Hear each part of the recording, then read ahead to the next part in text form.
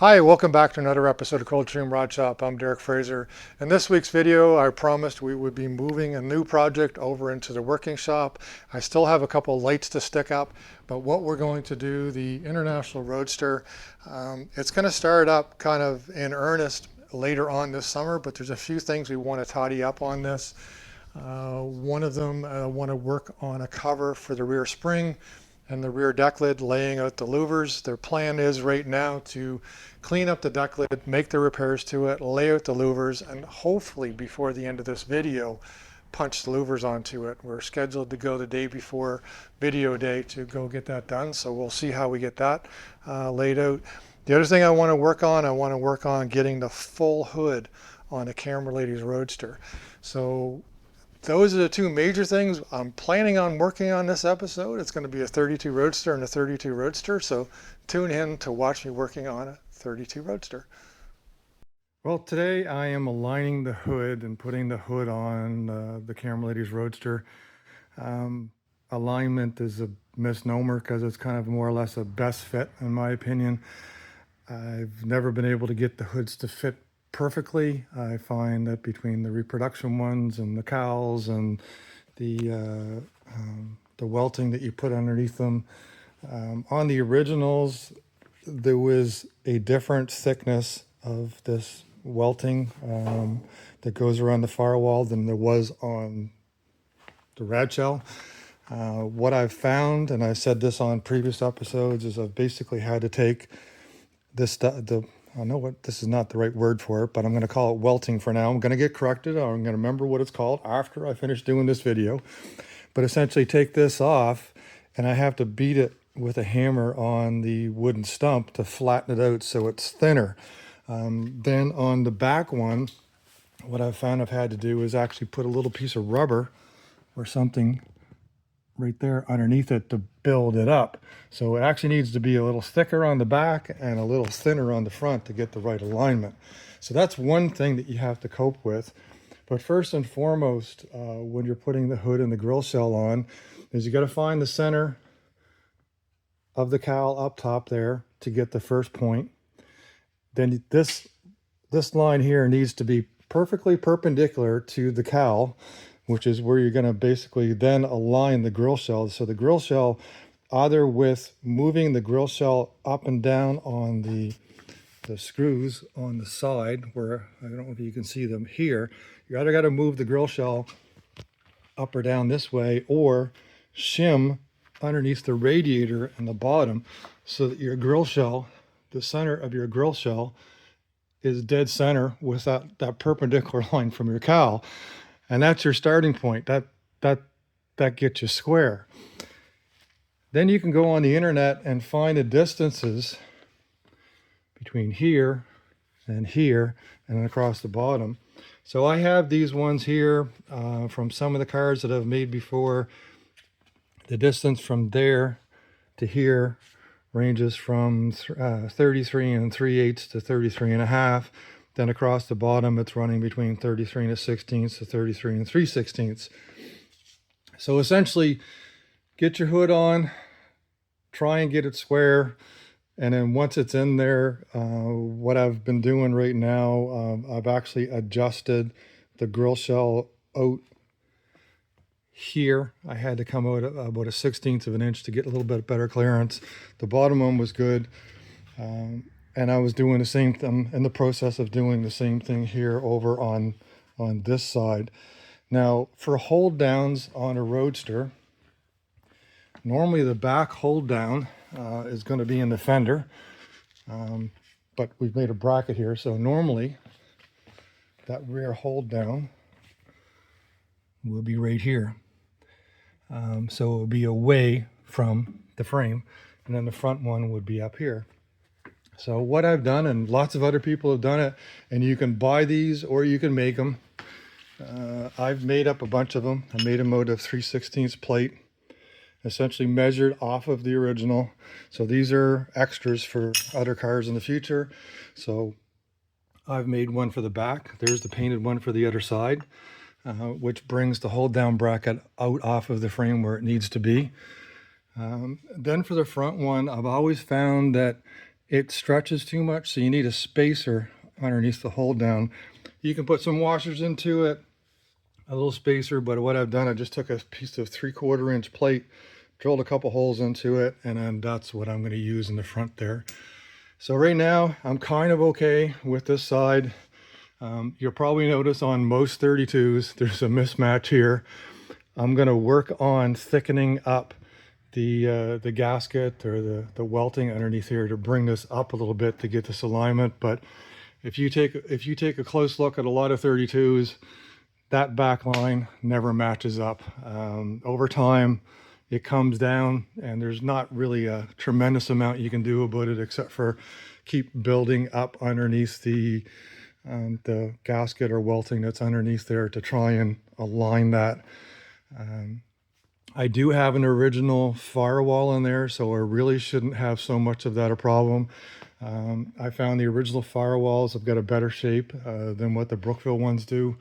The Brookville ones, I really struggled a lot in the past, but anyways, there's no simple solution to this. It's just put it on, inch it, push it here, push it there, and just try and get the best fit you can for a hood. I think it's one of the reasons why a lot of guys just go with the top hood, because it's so much simpler. But in this case here, we really wanted to have the sides on the Roadster, so we think it's kind of cool. At the end of the day, maybe later on we'll take the sides off or something, but for now I think we want to run with the full hood on the Caram Ladies Roadster. So the term I was looking for earlier was cowl lacing. That's the stuff that goes around the cowl here. Cowl lacing. I knew it would come to me after a while. Anyways, I've got both sides on. I'm still not fully adjusted. Got the hold downs on. So what I'm finding is I have a more consistent gap across here and less so of a gap here. So what that's kind of telling me is I've got to move. I might not be perfectly perpendicular off the cowl, or I'm offset, but I've got to actually move the radiator this way. So what I'm going to do is I'm going to put a couple washers underneath the radiator bolts here to kind of tip. So what I'll do is I'll tip the radiator shell like this, and that should move the back. It's going to take up a little bit of a gap here and should open it up on the other side. I had to do that on Brenda's Roadster too. So we'll keep playing with it. It's okay the way that it is. It's not too bad. It's not perfectly gapped, but it's good enough. I mean, if you see a lot of the 32s around driving, it's not perfect. It's really difficult to get it, and then the car moves and everything else. But what we're going to do is we're going to try and get this as close as we can before we go out on the road. So this is one of the two original decklid skins for the International Roadster. The plan is to clean this up, get it as flat as possible, and then punch a whole lot of louvers on it. So right now what I've done, I've been at it for a little while. You can see a little bit of work done to it. There was a lot of dents in it. There is a little place here where I'm going to have to, they must have had like a clasp or something. I'm going to have to grind that and hammer that flat. We want to get it as metal finished as possible, which is going to take a lot of work. There's a lot of dents into it. But what I started off doing to roll a lot of stuff out, I took it over on the English wheel and I put it between two flat wheels, which helped me knock out quite a bit of the flat spots or the dings and stuff. Now, what I'll probably do next is I will take one of the pads and I'm going to strip all the paint off of it. Might even do the bluing thing, and I'll use one of these stripping discs here. One of those, I'll take all the paint off the inside and the out. We'll spray her down with some Dicam and look for low spots and high spots, and we're going to be doing a little bit of metal finishing on this one to try and get it as good as we can before we louver it. So yesterday after the car show, we wheeled the International Roadster over into the working shop to get going on a couple small things on this. Like I said, the project in earnest is not going to really start off until probably September sometime. And then the scope, I guess, of what we're going to do will be to determine sometime in August when my friend comes down to tell us what he wants us to do. At the moment, I think that it's basically turning it into a roller, putting the suspension, front, rear, engine, transmission, and a bunch of that stuff onto it, but we'll wait and see. But in the meantime, I've been working on the deck lid. I've stripped all of the paint off of it. I've dollied most of the dents out that I could possibly get out. I've used the English wheel, both with a flat contour and the next one down, basically to try and help me wheel out some of the dents. The critical thing on that is not to put too much pressure onto it, because what you're going to do is stretch the metal, and that may not be good. So essentially I put enough pressure onto it so I could squeeze out some of the smaller dents and stuff going this way and going that way. And then using the hammer and dolly. I did not put the Dykem onto it and go for a full metal finish. And the main reason is that we're going to punch so many louvers into this that it just may not matter.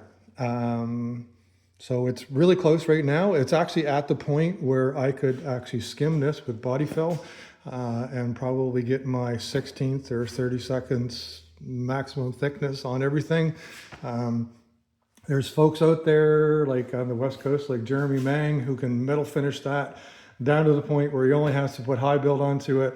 But we don't have those hours, and I don't have that skill. I admire it. It's really cool. We're going to edge a little bit more on the economical side here and make a really good close to metal finish, punch a bunch of louvers into it, and be okay with a little bit of body fill to fill up the small little spots. So it's a matter of balance.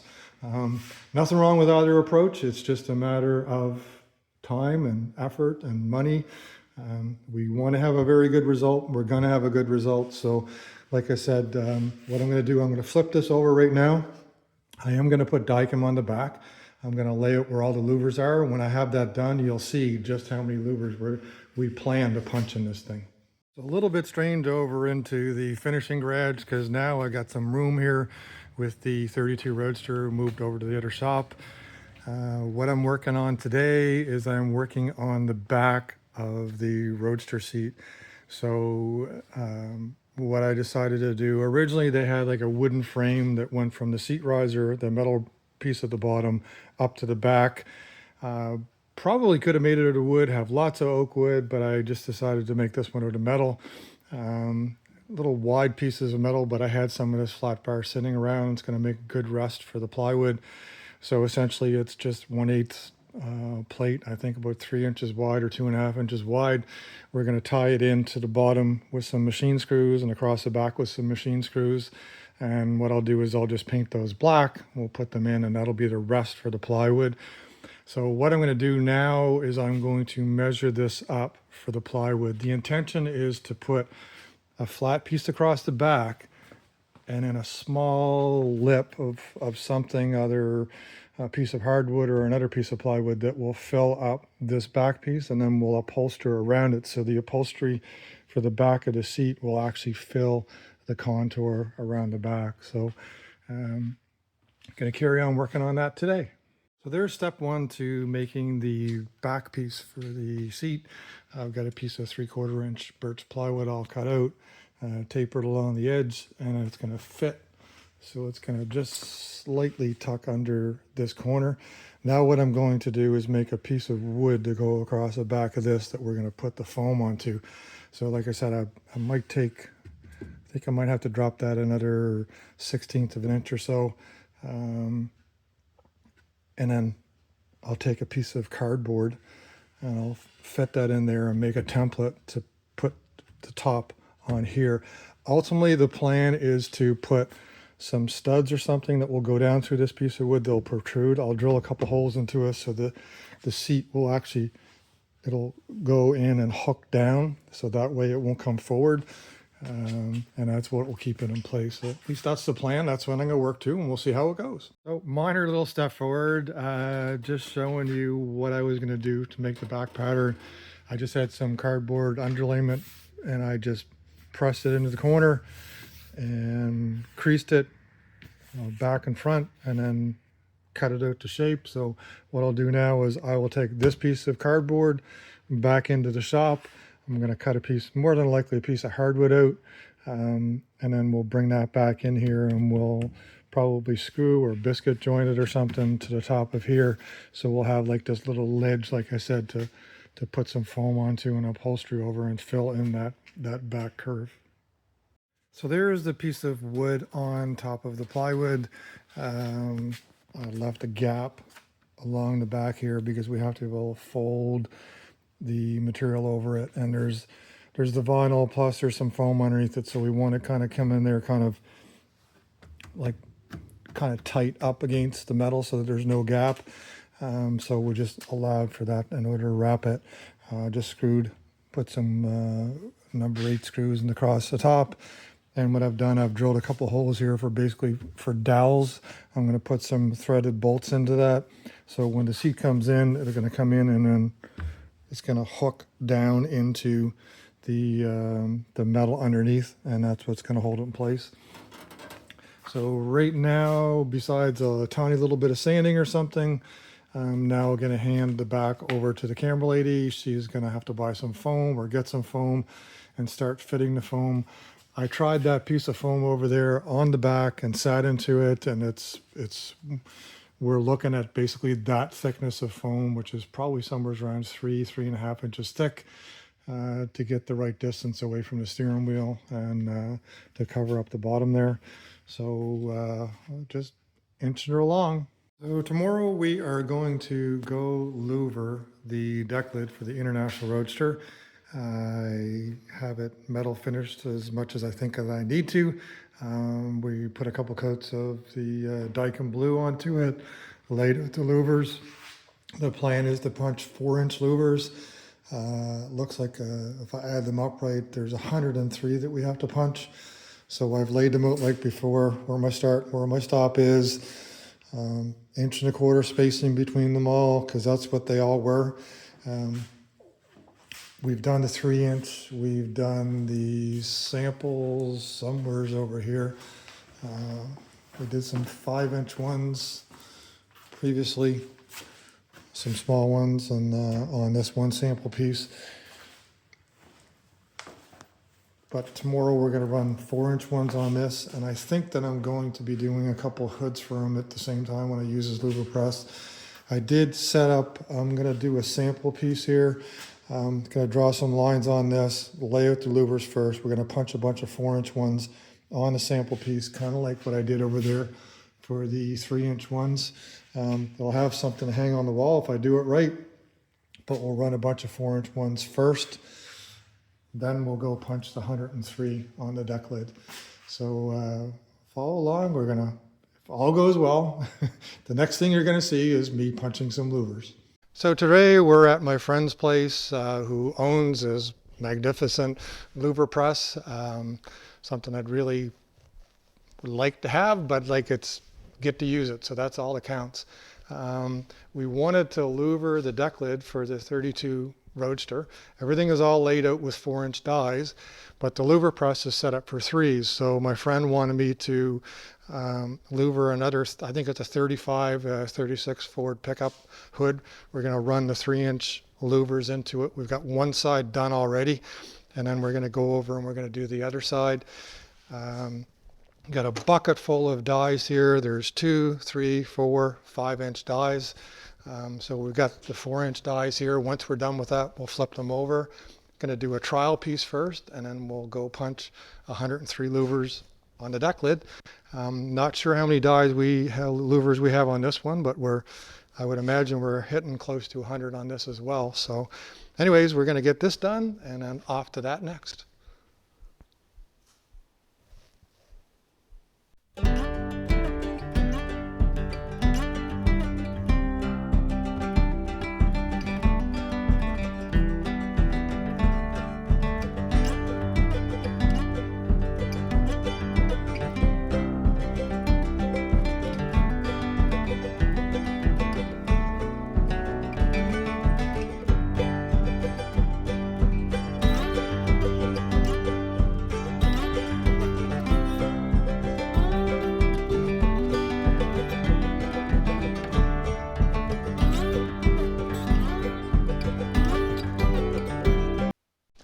So there it is, both sides done, left and right.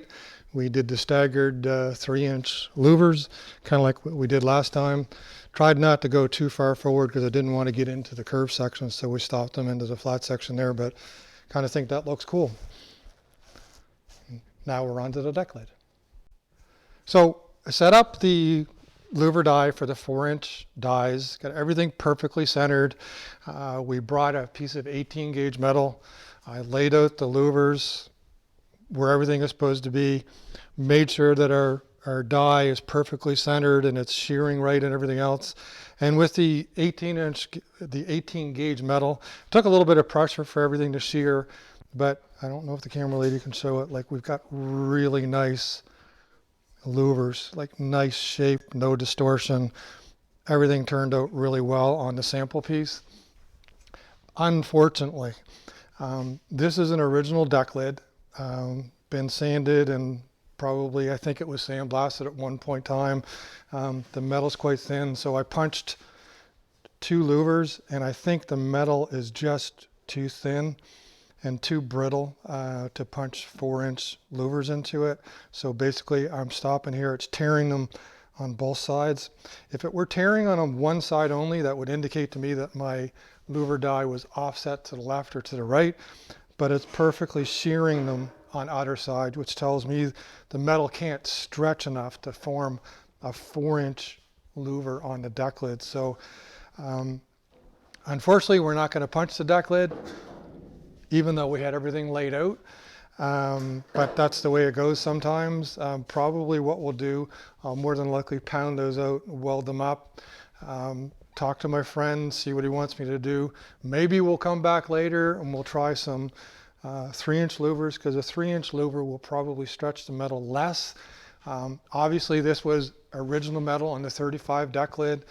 We punched 3-inch louvers into it, no problem whatsoever. And again, we punched 4-inch ones on brand new metal, no problem. So this makes me think that the metal is fatigued or just too thin, and it just won't, unfortunately, stretch for a 4-inch louver. So kind of disappointed, but that's what happens sometimes. Well, that's it for another week of Coldstream Rod Shop. Unfortunately, it didn't end the way I wanted it to. I really wanted to punch all the louvers in the back of this deck lid. Like I said, they punched really well on a sample piece of 18 gauge. Edges were a little sharp, but we didn't have the same tearing action that we had on these. A couple things I would want or think I could attribute it to is that the metal could have been work hardened over time, makes it a little more brittle. Secondly, the metal is quite thin. It is an original deck lid. Anyways, we can't punch 4-inch louvers in this deck lid, unfortunately. So going to talk to the gentleman that owns it, see what else we want to do. We might just flatten those louvers out, weld them flat, and then he could use the deck lid flat, or he may get me another deck lid to louver later on. Not sure, but not everything goes to plan, unfortunately. On the Camera Lady's Roadster, we made some progress in putting the seat back in. We still have to upholster it, but we got a little bit moving onto it. But really, that's about it for this week of Coldstream Rod Shop. I did get confirmation that the next new project is supposed to be coming here on Friday, which is the day after the video. So next week's video, we should be able to show you at least the other next project we'll be working on. So follow along, see what we're up to next week. Please like, share, tag, and subscribe. Everybody have a great week, and everybody take care.